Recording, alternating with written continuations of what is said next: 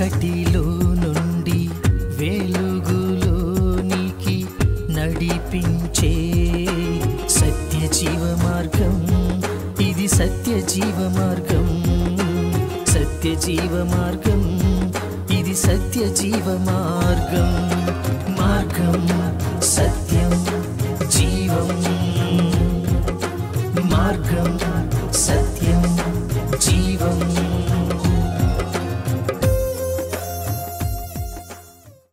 Praise Lord. ప్రభువైన యేసుక్రీస్తు ప్రశస్తమైన నామములో మీ అందరికీ నా హృదయపూర్వక వందనాలు. సత్యజీవ మార్గం అనే ఆధ్యాత్మిక కార్యక్రమానికి మీకు అందరికీ స్వాగతం.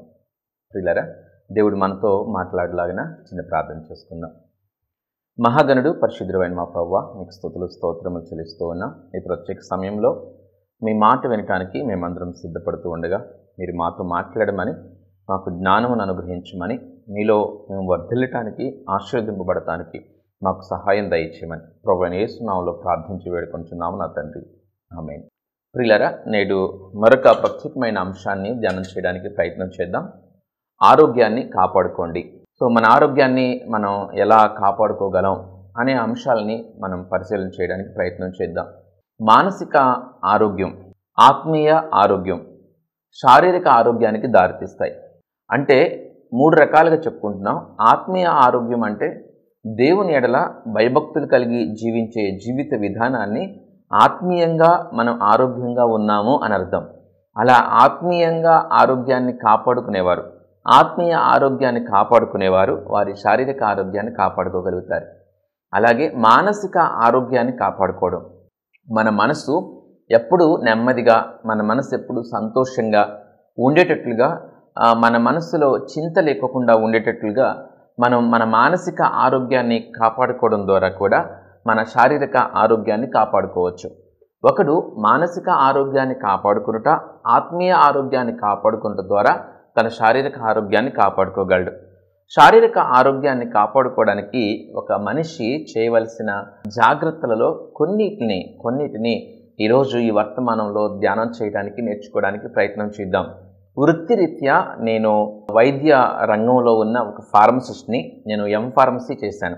దేవుని యొక్క కృపచేత మరి ఆ దేవుడిచ్చిన సంతోషకరమైన జీవితాన్ని బట్టి దేవుని ఎంతగానో స్తుతిస్తూ ఉన్నాను. కాబట్టి నాకు ఇచ్చిన దేవుని తలాంతుని బట్టి దేవుని చేతిలో వాడబడుతూ ఈ రీతిగా మీతో కొన్ని విషయాలను పంచుకోవడానికి నేను ఇష్టపడుతూ ఉన్నాను. ప్రియులారా, మనము మన శారీరక ఆరోగ్యాన్ని కాపాడుకోవడానికి చేయవలసిన విషయాల్లో ఒక 4 మనం చెప్పుకుందాం. 4. ఒకటి, దేని గురించి మీరు చింతించొద్దు. చాలా సమస్యలు మనిషి జీవితంలో ఉంటాయి. ఎన్నో రకాల ఒడిదుడుకులు ఉంటాయి. ఎన్నో మలుపులు జీవితం తిరుగుతుంది. యోసేపు జీవితంలో ఎన్నో మలుపులు జీవితం తిరిగింది. కానీ యోసేపు దేవుని మీద పరిపూర్ణంగా అనుకున్నాడు కాబట్టి దేవుని యొక్క అద్భుతమైన కార్యాలను చూస్తూ ఆశీర్వదింపబడ్డాడు. అలాగే మనిషి జీవితంలో చింతలు రావా అంటే, రకరకాల సమస్యలు తలెత్తినప్పుడు చింత మనకి తెలియకోకుండానే మనకు వస్తూ ఉంటుంది. మనకి ఒకలాంటి దిగులు, బాధ, వేదన మన హృదయంలో మనకు కలుగుతూ ఉంటాయి. అయితే అవి కలుగుతున్నప్పుడు మేల్కొలుపు కలిగి అలర్ట్ అయ్యి దాన్ని అధిగమించే రీతిగా ఉంటే చాలా అద్భుతమైన ఆరోగ్యాన్ని మనం పొందుకునే అవకాశం ఉంటుంది. మత్తయి సువార్త 6వ అధ్యాయం 27వ వచనం. మీలో నెవడు చింతించుట వలన తన ఎత్తు 3 ఎక్కువ చేసుకొనగలడు? ఎవరైనా చింతించడం వలన వారి ఎత్తు కొంచెం ఎక్కువ చేసుకోగలరా? కొంచెం ఎక్కువ కూడా చేసుకోలేరు. అంటే అది లేదని ఇది లేదని. మీకు డబ్బు లేకపోతే ఏం చేయాలి? మీరు డబ్బు లేకపోతే చింతించడం వలన డబ్బు వస్తుందా అంటే రాదు. మీరు నడుం బిగించుకుని లేచి కష్టపడటం వలన మీకు డబ్బు వస్తుంది. మీరు ప్రార్థన చేయడం ద్వారా దేవుడు మీ పనులను సఫలం చేస్తాడు. అవి సఫలమైనప్పుడు, మీరు కష్టపడి పనిచేసినప్పుడు, వాటిని దేవుడు దీవించినప్పుడు మీకు డబ్బు వస్తుంది. కానీ మీరు ఇంట్లో కూర్చొని చింతించడం వలన డబ్బు రాదు. అలాగే ఎవరైనా కుటుంబీకులు ఏదైనా ఒక మాట అన్నారన్నప్పుడు, వాళ్ళు పొరపాటుతో, లేకపోతే అజ్ఞానంతో, లేకపోతే అవివేకంతో వారు ఏదైనా మిమ్మల్ని నిందించినప్పుడు, మిమ్మల్ని గాయపరిచినప్పుడు మీరు ఎక్కువగా బాధపడడం వలన, మీరు ఎక్కువగా చింతించడం వలన, మీరు ఎక్కువగా మీ మనసును గాయపరుచుకోవడం వలన, ఎక్కువసేపు ఆలోచిస్తూ కూర్చుంటే ఎక్కువ చింతతో హృదయం నింపబడుతుంది. మీరు ఆలోచించడం ఆపితే, ఆ యొక్క ఆ ఆలోచన నుంచి బయటకు వస్తే, ఆ చింత నుంచి, ఆ వ్యాధి నుంచి బయటకు వస్తేనే ఆరోగ్యం. కానీ ఎక్కువసేపు ఆ చింతతో, ఆ ఆలోచనతో, ఆ బాధతో ఉంటే చాలా చాలా శరీరానికి అనారోగ్యం కలుగుతుంది. ఒకడు ఎక్కువగా చింతించడం వలన, ఎక్కువగా బాధపడటం వలన, ఎక్కువగా తన మనసును నొప్పించుకోవడం వలన, తన మనసులో ఎక్కువగా ఆలోచించడం వలన తన శరీరానికి అనారోగ్యం కలుగుతుంది. శరీరానికి అనారోగ్యం. శరీర ఆరోగ్యాన్ని కాపాడుకోవాలంటే ఎప్పుడైనా అననుకూల పరిస్థితులు ఏర్పడినప్పుడు ఖచ్చితంగా త్వరగా ఆ పరిస్థితి నుంచి బయటకు రావాలనే ఒక మెలకువ, స్పృహ కలిగి, గురి కలిగి ఉండాలి. అంటే మనకి ఇలాంటి ఆలోచన విధానం ఉంటేనే అలాంటి పరిస్థితుల్లో మనం ఎక్కువసేపు ఆలోచించకూడదు, ఎక్కువసేపు బాధపడకూడదు అని మనకు అర్థమవుతుంది. ఖచ్చితంగా ప్రియులారా, ఎక్కువసేపు దాని గురించి ఆలోచించకూడదు. ఫ్రెష్గా ఫేస్ కడుక్కుని, లేకపోతే స్నానం చేసి మీరు ప్రార్థన చేసుకోవడమో, వాక్యాన్ని ధ్యానం చేయడమో, లేకపోతే మరి ఒక పనిలో మీరు నిమగ్నం అయిపోవడమో చేస్తే చాలా ఆరోగ్యం ఉంటుంది. మరలా మీరు త్వరగా వారిని క్షమించగలుగుతారు, త్వరగా ఆ పరిస్థితి నుంచి బయటకు రాగలుగుతారు, వారితో మీరు సమాధానం కలిగి ఉంటారు. అలా కాక ఎక్కువగా దుఃఖించడం వలన, ఎక్కువగా బాధపడటం వలన, మీరు అదే ఇదిలో ఉండిపోవడం వలన అది శారీరక అనారోగ్యానికి దారితీస్తుంది. శారీరక అనారోగ్యానికి దారితీస్తుంది. ఎందుకంటే హార్మోన్స్ అంటాం. ఆ హార్మోన్స్ రిలీజ్ అయ్యే విధి విధానాల్లో కొన్ని మార్పులు వచ్చి శారీరక అనారోగ్యానికి దారితీస్తాయి. కాబట్టి దేవుని యొక్క వాక్యం ఇంత అద్భుతమైంది. చింతించొద్దు అని దేవుని యొక్క వాక్యం చెప్తుంది. ఎవరో ఏదో అన్నారని, లేకపోతే జీవితం అంతా కూడా నలిగిపోయానని, జీవితం నాశనం అయిపోయిందని, సమస్త ఆస్తిని కోల్పోయానని మీరు చింతించొద్దండి. చింతించకూడదు. దేని గురించి వరి అవ్వద్దు. సో చింతించొద్దు. రెండోది, బీ హ్యాపీ, సంతోషంగా ఉండండి. సో ఇది కూడా ప్రాక్టీస్ చేయాలి. ఇవన్నీ కూడా ఎలా అవుతాయి అనుకుంటే, ఒక గురి ఉంటే మనం ఇలాంటిది చేయాలి, ఇలా చేయాలి. ఒక స్టూడెంట్ ఉన్నాడు అనుకోండి, చదువుకుంటున్న స్టూడెంట్కి చక్కటి ప్రణాళిక ఉండాలి. ఏమేమి చదవాలి, ఎంత పోర్షన్ చదవాలి, ఏ రోజు ఏది చదవాలి, సో ఏది డిఫికల్టీ, ఏది ఈజీ, ఏది ముందు ఫినిష్ చేయాలి, ఏది ఎక్కువ మార్కులు గెయిన్ చేయడానికి ఉపయోగపడే టాపిక్, ఇత్యాది విషయాలన్నిటిని ప్లాన్ చేసుకుని వాటికి తగినట్లుగా ఆ ప్రణాళికను సిద్ధం చేసుకుని ముందుకు వెళ్తే తను సక్సెస్ అవుతాడు. అలాగే మన ఆరోగ్యాన్ని కాపాడుకోవాలి అనే గురి మన హృదయంలో ఉండాలి, ఆ ఆశ ఉండాలి. దాని గూర్చిన జ్ఞానాన్ని బైబిల్ నుంచి మనం పొందుకుని దాన్ని ఇంప్లిమెంట్ చేయాలి, దాన్ని అప్లై చేయాలి. అంటే దాన్ని కార్యరూపంలో, ఆ మాటలను తీసుకొచ్చి కార్యరూపంలో పెట్టాలి. మొదటిది చింతించొద్దు అని మనం దేవుని యొక్క వాక్యంలో చూసాము. యోసేపు ఎక్కువగా చింతించినట్టు ఎక్కడ కనిపించదు, కానీ ఎంతో భయంకరమైన కష్టాలు యోసేపుకి వచ్చినాయి, ఎంతో భయంకరమైన మలుపులు యోసేపు జీవితంలో జరిగినాయి, దానియేలు జీవితంలో జరిగినాయి. కానీ వారు ఎక్కువగా చింతించలా, దేవుని మీద ఆనుకుని ప్రార్థించారు. రెండవదిగా, బీ హ్యాపీ, సంతోషంగా ఉండండి. సంతోషమైన మనస్సు శరీరానికి ఆరోగ్యం. దేవునిలో జాయ్ మీరు అనుభవిస్తుంటే, దేవునిలో సంతోషం మీరు అనుభవిస్తుంటే, కుటుంబంలో సంతోషం మీరు అనుభవిస్తూ ఉంటే, ఏమండి అన్ని రకాలుగా మీరు సంతోషంగా ఉండటానికి మీరు ప్రయత్నం చేస్తూ ఉంటే, మీరు సంతోషంగా ఉంటే, మీ సంతోషకరమైన మనస్సు మీ శరీరానికి ఆరోగ్యాన్ని ఇస్తుంది. సంతోషాన్ని మీరు వెతుక్కోండి, సంతోషాన్ని వెతికి వెంటండి. దేవుని యొక్క వాక్యం ప్రకారం సంతోషం ఎలా దొరుకుతుంది, సంతోషం ఎక్కడ ఉంది అనే విషయాలను మనం నేర్చుకోవచ్చు. కొంతమంది మరి సంతోషం ఎక్కడ ఎత్తుకుంటారంటే, సంతోషం మద్యంలో ఎత్తుకుంటూ ఉంటారు. ముందు డ్రింకర్స్ సంతోషం ప్యాకాట్లో ఎత్తుకుంటూ ఉంటారు. సంతోషాన్ని మరి రాంగ్ రిలేషన్స్లో వెతుక్కుంటూ ఉంటారు. సంతోషాన్ని ఎక్కడెక్కడో ఎత్తుకుంటూ ఉంటారు. ఆ అంశం గురించి కూడా మనం ఈ వాక్యంలో ధ్యానం చేద్దాం. కానీ సంతోషం, నిజమైన సంతోషం అది కానే కాదు అనే ఒక క్లారిటీ మనిషికి వచ్చినప్పుడు ఆ మనిషి ఆరోగ్యంగా ఉంటాడు. అవి కాదు సంతోషం, అవి దేవుడు వద్దు అన్నాడంటే అవి సంతోషం కాదు, అవి హాని చేసేవి అనే ఒక స్పృహ మనిషికి వచ్చినప్పుడు, ఒక జ్ఞానం మనిషికి వచ్చినప్పుడు ఖచ్చితంగా ఆ మనిషి చాలా ఆరోగ్యంగా ఉంటాడు. సంతోషం ఒకరికి ఇవ్వడంలో ఉంటుంది, సంతోషం ఒకరిని ప్రేమగా చూసుకోవడంలో ఉంటుంది, సంతోషం ఒకరికి ధైర్యం చెప్పడంలో ఉంటుంది, సంతోషం కష్టపడి పనిని పూర్తి చేసినప్పుడు సంతోషం కలుగుతుంది. అలాగే దేవునికి నమ్మకంగా జీవించేటప్పుడు నేను దేవునికి ఇష్టడుగా జీవిస్తున్నానని సంతోషం కలుగుతుంది. కలుగుతుంది. అలాగే మన కుటుంబీకులతో, భార్యతో మనము సమయాన్ని గడుపుతున్నప్పుడు, మన బిడ్డలతో మనం సమయాన్ని గడుపుతున్నప్పుడు, మన తల్లిదండ్రులతో మనం సమయాన్ని గడుపుతున్నప్పుడు మనకి సంతోషం కలుగుతుంది. అలాంటి సంతోషాన్ని మనం కష్టపడి సంపాదిస్తున్నప్పుడు సంతోషం కలుగుతుంది. సంతోషంగా ఉండటానికి ప్రయత్నం చేయాలి. ఎవరితో కూడా అసమాధానాన్ని, ఎవరితో కూడా గొడవలు లేకపోకుండా సంతోషంగా ఉండటానికి ప్రయత్నం చేయాలి. సంతోషాన్ని మీరు ప్రాక్టీస్ చేయండి. సంతోషంగా ఉండడానికి జాగ్రత్త తీసుకోండి. ఖచ్చితంగా మీరు ఆరోగ్యంగా ఉంటారు. ఖచ్చితంగా ఉంటారండి.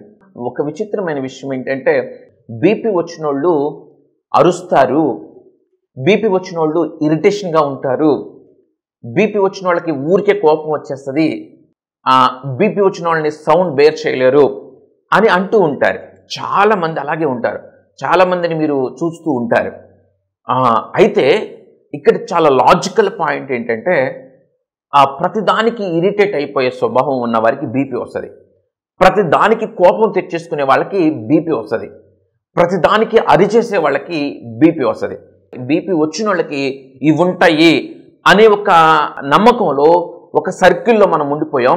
ఇలాంటి బిహేవియర్ ఉంటే బీపీ వస్తుంది అనే జ్ఞానాన్ని మనం పొందుకున్నప్పుడు ఆ బిహేవియర్కి దూరంగా ఉంటాం కదా. అరచోవడానికి, కోపం తెచ్చుకోవడానికి, ఇరిటేషన్ ఫీల్ అయిపోవడానికి, వీటన్నిటికీ దూరంగా ఉంటాం. అవి ఉండకూడదు మనిషికి. దేవుడు ఎంత ప్రశాంతంగా ఉంటాడు. దేవుని యొక్క జీవన విధానాన్ని మనం చూస్తున్న వారం. కాబట్టి ప్రియులరా, మనం సంతోషంగా ఉండటానికి ప్రయత్నం చేయాలి. ఆ వాక్య భాగం మనం ఒకసారి చూద్దాం. సామెతల గ్రంథంలో 17వ అధ్యాయంలో ఉంటుంది, 22వ వచనం. సంతోషము గల మనస్సు ఆరోగ్య కారణము, నలిగిన మనస్సు ఎముకలను ఎండిపోచేయును. సంతోషము గల మనస్సు ఆరోగ్య కారణం, ఆరోగ్యాన్ని ఇస్తుంది. సో ఆ బాధ, ఇందరికి చింత వద్దనుకున్నాం, ఆ బాధ, ఆ చింత, ఆ నలిగిన మనస్సు ఎముకలని ఎండిపోచేస్తుంది. ఎముకలు ఎండిపోతాయి. ఆకలేదు, చింత ఉంటే ఆకలేదు, తినాలనిపించదు. తిండి తినకపోతే ఆరోగ్యం, బలం రాదు.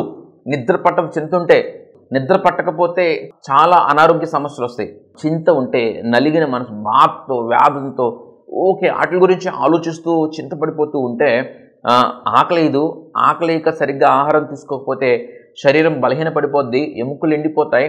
పోషకాహారం లోపం వలన చాలా జబ్బులు వస్తాయి. అలాగే నిద్ర పట్టదు, ఎక్కువగా ఆలోచించడం వలన, నిద్ర పట్టకపోవడం వలన చాలా అనారోగ్య కారణాలు వస్తాయి.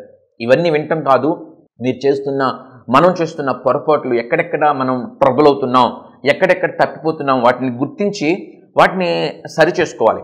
సంతోషంగా ఉండటానికి ప్రాక్టీస్ చేయండి. సంతోషం గల మనస్సు ఆరోగ్య కారణం, శరీరానికి ఆరోగ్యాన్ని ఇస్తుంది. ప్రాబ్లం ఉన్నవాడికి తెలుస్తుంది ఆ ట్రబుల్ ఏంటనేది. ఖచ్చితంగా ప్రాబ్లమ్స్ ఉంటాయి, సమస్యలు ఉంటాయి. ఆ సమస్యలు చాలా బాధాకరం, చాలా ఉరిబిక్కిరి చేస్తాయి. అయినా కూడా వాటిని అధిగమించండి. మీరు సంతోషంగా ఉండటానికి ప్రయత్నం చేయండి. దేవుడు సంతోషంగా ఉండమన్నాడు. మనం నమ్ముకున్న దేవుడు నమ్మదగిన దేవుడు. ఆయన మీద ఆధారపడండి, ప్రార్థన చేయండి, చింతించడాన్ని పక్కన పడేయండి. మనసుకి గాయం చేసుకోవడం, బాధపడతాం, వాళ్ళన్న మాట గురించి, వీళ్ళన్న మాట గురించి బాధపడతాం వద్దు. సంతోషంగా ఉండటానికి ప్రయత్నం చేయండి. పాటలు పాడి దేవుని స్తుతించండి. చక్కటి నిద్ర పడుద్ది, చక్కటి ఆకలేస్తుంది, చక్కటి ఆహారం తినండి. దేవుడు మనకు అనుగ్రహించిన మంచి ఆహారాన్ని భుజించడం కూడా దేవుని ఆశీర్వాదం, దేవుని కృప. కాబట్టి చక్కగా మంచిగా పోషకాహారం, చక్కటి విలువలు కలిగిన ఆహారాన్ని తినండి. చక్కగా నిద్ర పడాలి. సంతోషంగా ఉన్న వారికి నిద్ర చక్కగా పడుతుంది. కాబట్టి రెండో అంశం సంతోషంగా ఉండండి. Be happy. ఆరోగ్యం కావాలంటే, శారీరక ఆరోగ్యం కావాలంటే మొదటిది ఏంటి? చింతించొద్దు. రెండవది సంతోషంగా ఉండండి. సంతోషంగా ఉండటం ప్రాక్టీస్ చేయాలి. సంతోషంగా ఎప్పుడు వస్తామంటే, భార్యతో, భర్తతో మనం సంతోషమైన గుడ్ రిలేషన్ కలిగి ఉంటే వారిని మెప్పించాలని, వారిని సంతోషపరచాలని ఒక ప్రయత్నం నువ్వు చేస్తూ ఉంటే ఆ సంతోషం తిరిగి మీకు వస్తుంది. మీరు ఏది విత్తుతారో దాన్ని కోస్తారు.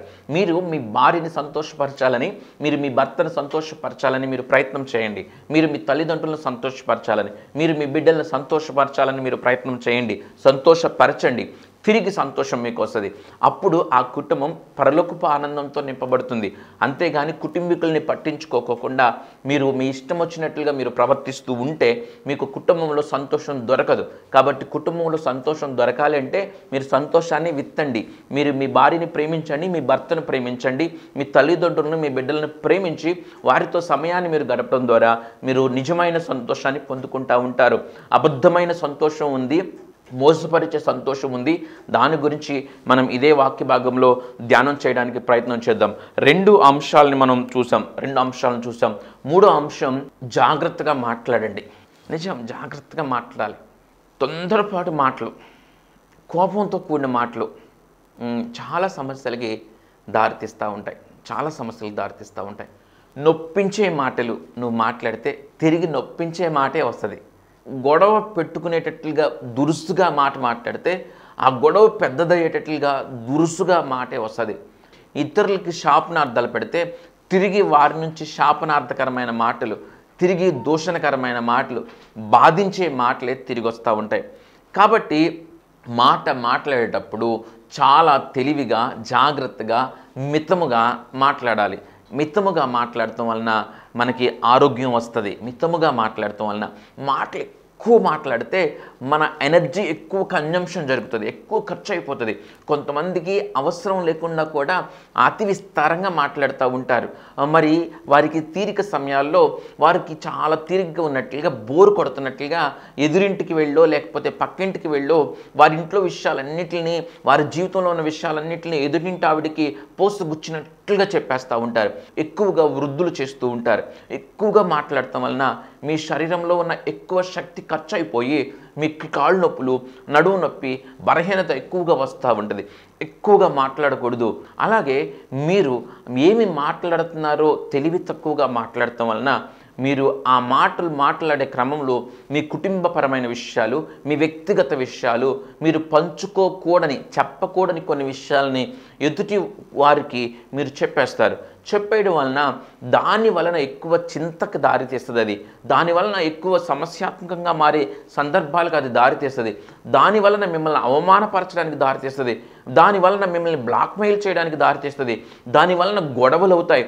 దాని వలన మీ కుటుంబం అవమానం పాలవుతుంది. దాని వలన మీ కుటుంబీకులకి, మీకు మీ కుటుంబీకులకి మధ్య గొడవలు అవుతాయి. ఆ గొడవలు పెరుగుతాయి. చాలా జాగ్రత్తగా మాట్లాడకపోతే అదన్నిటి వలన అనారోగ్యం, శారీరక ఆరోగ్యం కోల్పోయి అనారోగ్యం వస్తుంది. చూడండి, సామెతల గ్రంథంలోనే ఆ మాట కూడా ఉంటుంది. 16వ అధ్యాయం 24వ వచనం. ఇంపైన మాటలు తేనె పట్టు వంటివి, అవి ప్రాణమునకు మధురమైనవి, ఎముకలకు ఆరోగ్యకరమైనవి. చాలా ఇంపుగా, జాగ్రత్తగా, మితముగా, చాలా చక్కగా మీరు మాట్లాడితే ఆ మాటలు ఇతరులకి ఆరోగ్యాన్ని ఇస్తాయి. అలాగే మీకు కూడా మిమ్మల్ని మంచివారు అనే భావన ఇతరులకి కలుగుతుంది. వారు కూడా చాలా జాగ్రత్తగా మీతో ప్రవర్తిస్తారు. మొత్తానికి అవి ఇతరులకి, నీ వలన ఎదుటివారికి ఆరోగ్యం వస్తుంది, నీకు కూడా ఆరోగ్యం వస్తుంది. సో జాగ్రత్తగా, తెలివిగా మాట్లాడాలి.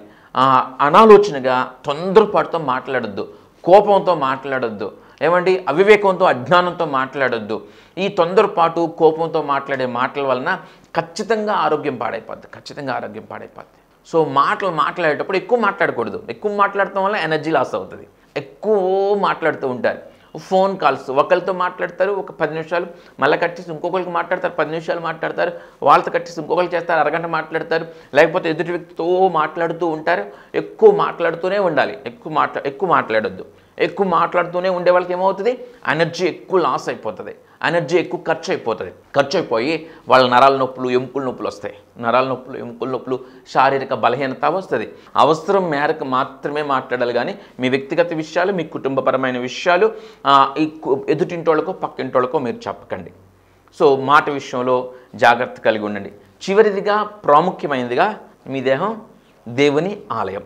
పాపం చేయడం ద్వారా శరీరానికి భయంకరమైన అనారోగ్యం వస్తుంది. శరీరం కృషించిపోద్ది, ఎముకలు కుళ్ళిపోతాయి. అంత భయంకరమైన సిచ్యువేషను పాపంలో ఉంది. దేవుని వాక్యంలో ఊరికే రాయబడదు. సో ఏదైనా దేవుని యొక్క వాక్యం వద్దు అని చెప్పిందంటే అది మనిషికి క్షేమకరమైంది కాదు. అంతేగాని మనిషి సంతోషాన్ని దూరం చేయడానికి మనిషి చుట్టూ గిరిగీసి చాలా మనిషి మొయ్యలేనంత భారాన్ని, ఆజ్ఞలను అది చేయొద్దు, ఇది చేయొద్దు, అది చేయొద్దు అని వాక్యం చెప్తుందని కొంతమంది ఆలోచించేస్తారంటారు. కొంతమంది అభిప్రాయపడుతూ ఉంటారు. కానీ కాదు ప్రియులారా, దేవుని యొక్క వాక్యంలో ఏదైనా చేయొద్దు అందంటే అది మనిషికి క్షేమకరమైనది కాదు.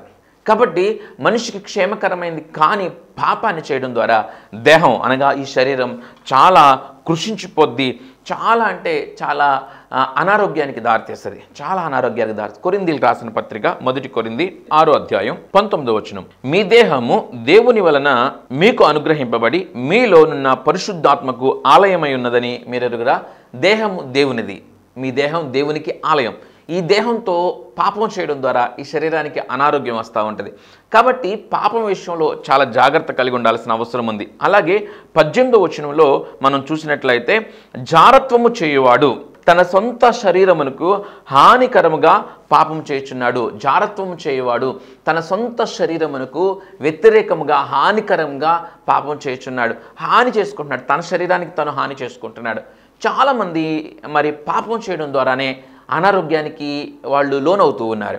చూడండి, చాలామంది ఏమనుకుంటున్నారు, ఇంతకుముందు సంతోషంగా ఉండండి అన్న రెండో అంశంలో చాలామంది సంతోషాన్ని ఎక్కడ ఎత్తుకుంటున్నారంటే సంతోషాన్ని అబద్ధమైన మోసకరమైన వాటిల్లో వెతుక్కుంటున్నారు.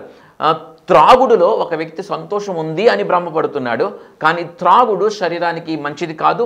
అది దేవుని యొక్క వాక్యానికి సంబంధించిన విషయం, ఆత్మీయతకు సంబంధించిన విషయం కాదు, వాటికి వ్యతిరేకమైన విషయం. కానీ మనిషి ఏమనుకుంటాడు, త్రాగడం సంతోషం అనుకుని భ్రమపడుతూ ఉంటాడు, మోసగింపబడుతూ ఉంటాడు.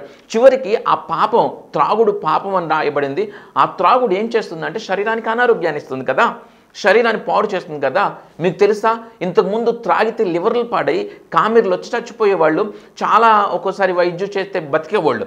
కానీ ఇప్పుడున్న పరిస్థితుల్లో తాగుబోతుడికి గుండె జబ్బులు చాలా ఎక్కువ వస్తున్నాయి, చాలా ఎక్కువ వస్తున్నాయి. గుండె జబ్బులు వచ్చి చచ్చిపోతున్నారు. చాలామందికి త్రాగుడు వాళ్ళకి లివర్ పాడవడం కంటే ముందు గుండె జబ్బు వచ్చి చచ్చిపోతున్నారు. త్రాగినా పొగ తాగినా కూడా గుండె జబ్బులు ఎక్కువ వస్తూ ఉన్నాయి. కైనీలు వేసేవారికి, ప్యాకెట్లు వేసేవారికి నోటి క్యాన్సర్లు ఎక్కువ వస్తున్నాయి. పొగ తాగే వాళ్ళకి, ప్యాకెట్లు వేసే వాళ్ళకి నోటి క్యాన్సర్లు వచ్చి చచ్చిపోతున్నారు. సో పాపం శరీరానికి అనారోగ్యం. ఈ పాపాన్ని సంతోషమని పొరపడుతున్నారు, సంతోషమని మోసగింపబడుతున్నారు. అలాగే మరి వివాహేతర సంబంధాలు, వివాహం అయిన తర్వాత కానీ లేకపోతే వివాహానికంటే ముందే కానీ కొంతమందితో రిలేషన్ పెట్టుకుని ప్రేమ అనుకుని, వారంటే ఇష్టం అనుకుని వారితో మాట్లాడటం వలన వారితో సంబంధం కలిగి ఉండటం వలన, లేకపోతే వారితో లైంగిక సంబంధం ఉన్నా లేకపోతే లైంగిక సంబంధం లేకపోకుండా మరి ఇతర స్నేహం అనే సంబంధంతోనే వారు ఉన్నా కూడా రకరకాల సంబంధాలను కలిగి ఉండడం ద్వారా కూడా వారికి భయంతో బ్రతకడం, లేకపోతే ఒక్కొక్కసారి అవి బయటపడి ఎవరైనా ప్రశ్నించినప్పుడు అవమానంతో కృంగిపోవడం, లేకపోతే ఏదో అవి వివాహేతర సంబంధాలు పెట్టుకున్న వాళ్ళు ఏం చేస్తారంటే ఎప్పుడు టెన్షన్తో ఉండాలి. వాళ్ళ కుటుంబంలో హ్యాపీగా ఉండలేరు. వాళ్ళ ఫోను ఎక్కడ పడితే అక్కడ పడేసి నిశ్చింతగా బతకలేరు. వాళ్ళ ఫోన్కి లాక్లు ఉండాలి. ఆ ఫోన్ ఎవరు తీసుకోకూడదు, ఆ ఫోన్ ఎవరైనా తీసుకుంటారని ఎంతో భయం ఉంటుంది. ప్రతి విషయంలో కూడా వాళ్ళు కృంగిపోతూ, వాళ్ళు టెన్షన్ పడుతూ, వాళ్ళు జాగ్రత్త పడుతూనే ఉండాలి. ఇదంతా అనారోగ్యానికి దారితీస్తుంది, ఇదంతా కుటుంబంలో గొడవలకు దారితీస్తుంది, ఇదంతా చాలా డిస్టర్బెన్సెస్కి దారితీస్తుంది. వాళ్ళు అనుకుంటూ ఉంటారు వాళ్ళు సంతోషం కోసం ఆ రిలేషన్ పెట్టుకున్నాం అనుకుంటూ ఉంటారు, కానీ కాదు, అది మోసగించే శాతానికి సంబంధించిన కార్యం. దానివలన వారి శరీరంలో ఎప్పుడు నెమ్మది లేకోకుండా, ఇంట్లో ఎప్పుడైతే మీ భార్య దగ్గర, మీ భర్త దగ్గర ఆ యొక్క నమ్మకత్వాన్ని కోల్పోతారో అక్కడ స్వచ్ఛమైన ప్రేమను మీరు పొందుకోలేరు.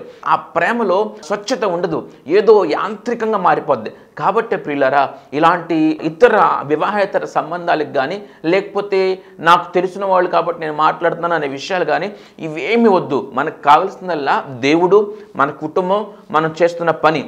ఇంతకు మించి ఇతరత్ర ఏదైనా కార్యకలాపాల్లో ఇంట్రెస్ట్ కలిగి ఉండి ఆటుల్లో అడుగు వేయడం చాలా తప్పు. అనవసరమైన వ్యక్తులతో మాట్లాడటం, అనవసరమైన వ్యక్తులతో సంబంధాలు కలిగి ఉండటం చాలా తప్పు. దానివలన చాలా టెన్షన్, జీవితంలో చాలా భయం, చాలా బాధ, చాలా వ్యాధ. ఇలాంటి రిలేషన్స్ పెట్టుకుని వాళ్ళకు వచ్చే కొంచెం డబ్బులో అటు ఖర్చు పెట్టి ఇటు ఖర్చు పెట్టి డబ్బులు లేక ఆర్థికంగా నలిగిపోయి, ఆర్థికంగా ఆలోచించి అప్పులు చేసి, ఆ ఫ్రెండ్ దగ్గర ఈ ఫ్రెండ్ దగ్గర అప్పులు చేసి బాగా డబ్బు గురించి టెన్షన్ పడి డబ్బు లేకుండా కృంగిపోయి, భార్య అడిగితే భార్యకి ఇవ్వలేక, వాళ్ళు అడిగితే వాళ్ళకి ఇవ్వలేక చాలా నాశనం అయిపోయిన వాళ్ళు ఉన్నారు. సో ఇలాంటి పాపాన్ని ఎట్టి పరిస్థితుల్లో మన జీవితంలోకి ఇంత కూడా రానివ్వకూడదు. దానివలన శరీరానికి అనారోగ్యం. కాబట్టి ఈ విషయాలన్నిటిని జాగ్రత్త తీసుకుంటే, మొదటిది ఏంటండి, దేని గురించి చింతించొద్దు. చింతించడం వలన మీ జబ్బు పోదు, చింతించడం వలన మీ అప్పులు తీరవు. మీరేం చేయాలో అది చేయండి. రెండోది, సంతోషంగా ఉండడానికి ప్రయత్నం చేయండి. నిజమైన సంతోషం మీ కుటుంబంలో ఉంది. నిజమైన సంతోషం దేవునితో గడపడంలో ఉంటుంది. నిజమైన సంతోషం మనం చేసే పనిలో సక్సెస్ పొందడంలో ఉంటుంది. నిజమైన సంతోషం మనం దేవునికి నమ్మకంగా జీవిస్తున్నాం అనే ఒక నిశ్చయతలో ఉంటుంది. సో ఈ నిజమైన సంతోషం కోసం మీరు తాపత్రయపడండి. సో మూడోదిగా, జాగ్రత్తగా మాట్లాడండి, జ్ఞానయుక్తంగా మాట్లాడండి, ఎక్కువ మాట్లాడొద్దు, మితంగా మాట్లాడండి. నాలుగవదిగా, పాపం విషయంలో జాగ్రత్త కలిగి ఉండండి, పాపానికి దూరంగా ఉండండి. సో ఈ విషయాల్ని మీరు పాటిస్తే మీ శరీరం చాలా ఆరోగ్యంగా ఉంటుంది. ఆ మానసిక ఆరోగ్యం ఉంటే శరీరానికి ఆరోగ్యం ఉంటుంది. ఆత్మీయ ఆరోగ్యం ఉంటే, అనగా దేవుని యొక్క వాక్యానికి లోబడి జీవిస్తూ ఉంటే శరీరానికి ఆరోగ్యం ఉంటుంది. కాబట్టి ఆరోగ్యాన్ని కాపాడుకోండి. ఈ విషయాల్లో జాగ్రత్త తీసుకోవాల్సిన అవసరత, నిత్యము ప్రార్థిస్తూ దేవుని స్తుతిస్తూ ఉండాల్సిన అవసరత ఉంది. అప్పుడు మన శరీరానికి ఆరోగ్యం చాలా బాగుంటుంది. అలాగే ప్రియులారా, బీపీ మెడిసిన్స్, షుగర్ మెడిసిన్స్ వాడేవారు చాలా జాగ్రత్తగా మెడిసిన్స్ వాడండి, ఇన్ టైంలో వాడండి. సో ఏ సమయానికి వైద్యుడు వేసుకోమని సూచించాడో ఆ సమయానికి వేసుకోండి. కొంతమంది ఏం చేస్తూ ఉంటారంటే, ఒక నెల రోజులకు సరిపడా మందులు తీసుకుని వైద్యుని దగ్గర నుంచి వచ్చిన తర్వాత ఆ మందులు తీసుకుని ఆ మందులు అయిపోయినా కూడా వెళ్ళటానికి తీరిక కుదరక 2 రోజులు 3 రోజులు ఆలస్యంగా మళ్ళీ ఆ వైద్యుని దగ్గరికి వెళ్తారు. ఈ 2 రోజులు టాబ్లెట్లు వేసుకోరు. అలాగే కొన్నిసార్లు ఈ మందులు వాడుతున్న, ఈ బీపీ మందులు, షుగర్ మందులు వాడుతున్న ఈ పేషెంట్స్ ఏం చేస్తూ ఉంటారంటే, ఊర్లు వెళ్తూ ఉంటారు. ఊర్లు వెళ్ళినప్పుడు ఈ మందులు తీసుకువెళ్ళటం మర్చిపోయి ఆ ఒక్కరోజు, ఆ 2 రోజులు, ఆ 3 రోజులు మందులు వేసుకోకపోయినా పర్లేదు అనుకుంటారు. కానీ కాదు. బీపీ మెడిసిన్స్ కానీ, షుగర్ మెడిసిన్స్ కానీ, థైరాయిడ్ మెడిసిన్స్ కానీ, గుండె సంబంధిత మెడిసిన్స్ కానీ, ఈ యొక్క మందులు జీవితకాలం వాడాల్సిన మందులు ఏ ఒక్క పూట, ఏ ఒక్క రోజు మానుకోకుండా వైద్యుని సూచన ప్రకారం వాడాలి. అలాగే ఆహార నియమాలు జాగ్రత్తగా పాటించాలి. బీపీ వచ్చిన క్రొత్తలో కానీ, షుగర్ వచ్చిన క్రొత్తలో కానీ చాలామంది ఆలోచించే విధానం ఎలా ఉంటుందంటే, ఇప్పటి నుంచే నేను బీపీ మందులు వేసుకుంటే ఎలా, ఇప్పటి నుంచే నేను షుగర్ టాబ్లెట్లు వేసుకుంటే ఎలా, నేను ఇప్పుడు వేసుకోకుండా ప్రయత్నం చేస్తాను అనుకుంటారు. కానీ మరి చక్కగా త్వరగానే వేసుకోవాల్సిన అవసరం ఉంది. స్టార్టింగ్లోనే బీపీ టాబ్లెట్ కానీ, షుగర్ టాబ్లెట్ కానీ వేసుకుంటే చాలా మేలు. ఆ కొంచెంతోనే, ఆ చిన్న పవర్తోనే మీ జీవితకాలం అంతా కూడా మీరు బీపీని కంట్రోల్ చేయొచ్చు. కొంతమంది సంవత్సర కాలం పాటు బీపీ టాబ్లెట్ వాడుకోకుండా ట్రై చేయాలని ప్రయత్నం చేస్తూ ఉంటారు. బీపీ టాబ్లెట్ వేసుకోకుండా నేను ఫుడ్ని మెయింటైన్ చేస్తూ చూద్దాం. వాళ్ళు ఖచ్చితంగా 1 సంవత్సరం తర్వాత అయినా, లేకపోతే 6 నెలల తర్వాత అయినా, 2 సంవత్సరాల తర్వాత అయినా ఖచ్చితంగా టాబ్లెట్ వేయాల్సిన పరిస్థితి వస్తుంది. అప్పుడు దీనికంటే 10 రెట్లు పవర్ వేయాల్సిన అవసరం ఉంటుంది. అప్పుడు శరీరానికి ఇంకా ఎక్కువ మీరు భారాన్ని ఇచ్చిన వారు అవుతారు. ప్రారంభంలోనే టాబ్లెట్ వేసుకోవడం వలన చాలా మేలు కలుగుతుంది. అలాగే ఆహార నియమాలు పాటించుకోకుండా కొంతమంది షుగర్ పేషెంట్లు డ్రింక్స్ తాగుతూ ఉంటారు తాగాలనిపించి. అలాగే ఫంక్షన్స్కి వెళ్ళినప్పుడు స్వీట్లు తింటూ ఉంటారు. దానివల్ల కూడా ఆరోగ్యం చాలా నాశనం అయిపోతుంది. నోటికి మనము కత్తి పెట్టుకోవాల్సిన అవసరం ఉంది. మన నోటిని మనం అదుపులో పెట్టుకోవాల్సిన అవసరం ఉంది. ఆరోగ్యం గురించి జాగ్రత్త తీసుకోవాల్సిన అవసరం ఉంది. మీకు మరొకసారి మనం జాగ్రత్తగా ఈ ఆరోగ్య సంబంధమైన జాగ్రత్తల గురించి ఒక వాక్య భాగం అంతా కూడా ఈ బీపీ, షుగర్ల గురించి, ఆరోగ్య నియమాల గురించి అలాగే మనం మాట్లాడుకోవడానికి ప్రయత్నం చేద్దాం. మీకు ఎవరికైనా అనారోగ్య సమస్యలు ఉండి ఆరోగ్య సంబంధిత సలహాలు, సూచనలు కావాలన్నా, వైద్య సలహా కావాలన్నా కూడా మీరు ఖచ్చితంగా నన్ను సంప్రదించవచ్చు. మరి నా నంబర్కి మీరు కాల్ చేసి మీరు మాట్లాడవచ్చు, మీరు రావచ్చు. కాబట్టి ప్రియులారా, ఈ 4 అంశాల విషయంలో మనం జాగ్రత్త కలిగి ఉందాం. మన ఆరోగ్యాన్ని కాపాడుకుందాం. నిత్యము ప్రార్థన చేయండి, పాటలతో దేవుని స్తుతించండి. దానికంటే మించిన సంతోషం ఎవరికి కూడా ఉండదు. కాబట్టి అలాంటి గొప్ప జ్ఞానము, అలాంటి గొప్ప ఆరోగ్యం దేవుడు మనందరికీ అనుగ్రహించి దీవించును గాక. ఆమేన్. ప్రార్థన చేసుకుందాం. మహాగణుడు, పరిశుద్ధుడైన మా ప్రభువా, మీకు స్తుతులు స్తోత్రములు చెల్లిస్తూ ఉన్నాం. మీరు మాట్లాడిన ప్రతి మాట కొరకు వందనాలు అయ్యా. ఆరోగ్యాన్ని కాపాడుకోవడానికి మాకు ఒక గురి కలిగి చక్కటి జాగ్రత్తలు మేము తీసుకోవడానికి సహాయం దయచేయండి. ఈ మాటలు విన్న ప్రతి బిడ్డకి మీరు ఆరోగ్యం ఇవ్వండి నాయన. వారికి చక్కటి సంతోషకరమైన జీవితం ఇవ్వండి. మీ కాపుదల ఇవ్వమని, మీ కృప తోడుగా ఉంచమని ప్రభువైన యేసు నామములో ప్రార్థించి వేడుకొంచున్నాము నా తండ్రి. ఆమేన్. దేవుడు మనందరినీ దీవించి ఆశీర్వదించును గాక. ఆమేన్. ప్రియులారా, ఈ వర్తమానాలన్నీ జోసెఫ్ సుశీల్ అనే యూట్యూబ్ ఛానల్లో అప్లోడ్ చేయబడుతున్నాయి. కాబట్టి ఖచ్చితంగా యూట్యూబ్ ఛానల్ని సందర్శించండి. యూట్యూబ్ ఛానల్లో జోసెఫ్ సుశీల్ అని మీరు టైప్ చేస్తే ఆ ఛానల్ వస్తుంది. మరి ఇతర వర్తమానాలను కూడా ఖచ్చితంగా వినండి. అలాగే ఈ వర్తమానాలు ప్రవచన్ టెలివిజన్లో ప్రతి ఆదివారం ఉదయం 7:30కి, సాయంత్రం 7:30కి ప్రసారం అవుతూ ఉన్నాయి.